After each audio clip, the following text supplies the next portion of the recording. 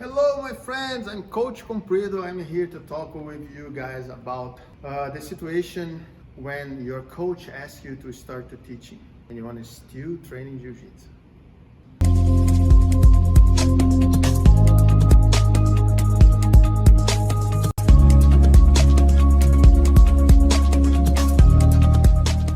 So I remember I was a blue belt and my coach Magrão, he came to me and said, "Hey, Comprido, I'm teaching private classes and I needed some help. I wanted you to come with me and I will demonstrate the technique on you, and then I wanted you to do the technique with the student." And I said, "Okay, let's do that."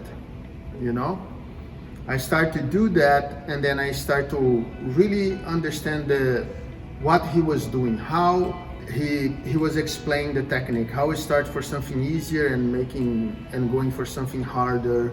And then I start to understand the way you teach jiu-jitsu a little bit better, you know? So that's my first step on my career as a coach. Even though I was not coaching, I was just very close to somebody coaching. Because coaching in a private and in a group is a little bit different. So when I become a purple belt, I started teaching kids class, helping teach kids class. I started to understand a little bit better, but it was just kids. It was pretty much just watching and let the main instructor teach.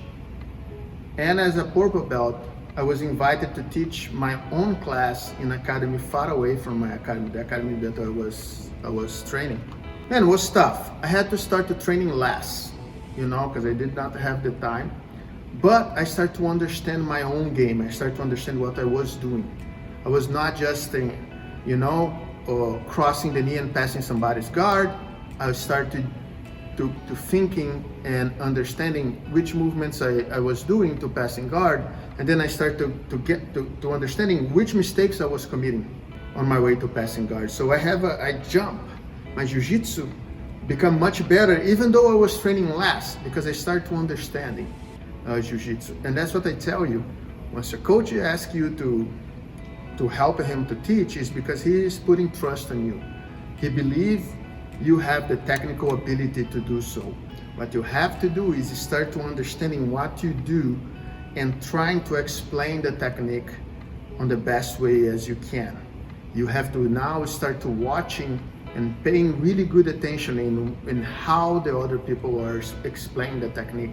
Because we normally are not taught how to teach when you are in academy, when you're regular students. I wasn't, you know. I was so lucky that during my career, I was a student and I watched some amazing coaches, you know, Fernando Gurgel, Jacaré, Ratinho, Léo Vieira, Jamelão, you know, it's countless people, Felipe, like some people who are under me, Felipe Costa, Caio Terra, Damian, Teles, Tererê, so much people, so much amazing coaches that I have the opportunity, you know, physical trainers like Ítalo Vilardo and then Marcos Albuquerque, you know, judo coaches, Jomar Carneiro, you know, Ney Wilson. I learned from a lot of people. Recently, Mari Morgan on wrestling, you know, so Greg Nelson, Harry Paulson, it's so many good people around me that helped shape my way to teach martial arts. But I did have the opportunity to go to the college. I did went to the college for physical education, you know, and that helped me to open my eyes. I stopped to be the person who was repeating what I saw other people to doing, and then I started to understanding and do my own adjustments. You know, it's very common, like when I start jiu-jitsu, what was very common, you warm up doing push-ups, running, jumping jacks and stuff like that. And then when I went to the college, I started to learn some methodology, and I have this coach, his teacher, he was a coach of running, you know, and he said, like, why would you do push-ups in preparation for a sprint? Makes no sense. You have to warm up your legs. And then I said, oh yeah, it makes all the sense in the world. And that's when I start to do drills on my warm-up. So I don't run. It's very rare that people run on my class, and people do push-ups on my class unless they are being punished. What's very often. No, just a joke. But then I started to do hip escapes, hip takedowns, knee slides, like movements that we would use on Brazilian Jiu-Jitsu. And then I started to do my own adjustments to improve my way to teach. But that's why, because I started to understanding what my coaches are doing, even the coaches who are not based on Brazilian Jiu-Jitsu, because the art of teaching, if you're a good teacher, you can learn that from a teacher on your high school, from a teacher on the college for medicine, on the teacher on YouTube who teach you how to draw. You can get a way to explain, and you can translate that to the way you like to do things. The way I like to teach, I like to do a lot of analogies, especially war analogies, ancient war analogies I use all the time when I explain my techniques. Is the way that makes it easier for me to understand. And then I had another moment on my life that I think shaped the way I teach and make me a much better instructor.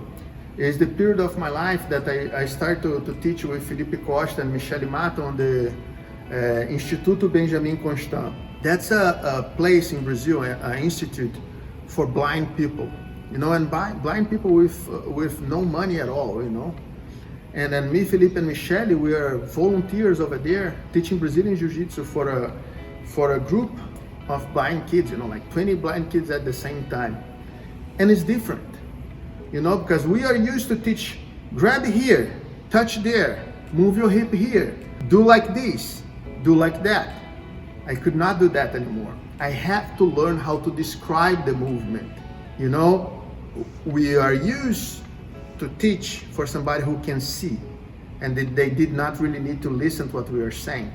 It's very common that I'm explaining something and I see my students not so focused, but because I learned how to explain the technique, I know that even if they are not looking straight to me, they can still understanding the technique, because this period of time that I spent on the Instituto Benjamin Constant, it was great to be able to work with those blind kids. They are, between 10 and 18.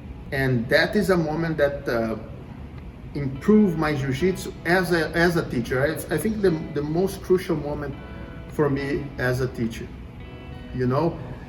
And before that, I remember the day that Jacaré and Magrão came to me. I was a brown belt. They look at me. I just had fought in a Pan Am tournament, and I actually had lost as a brown belt. And they came to me and said, "Hey, Comprido, you're gonna get your black belt, and you're gonna be the head coach of the Master Academy."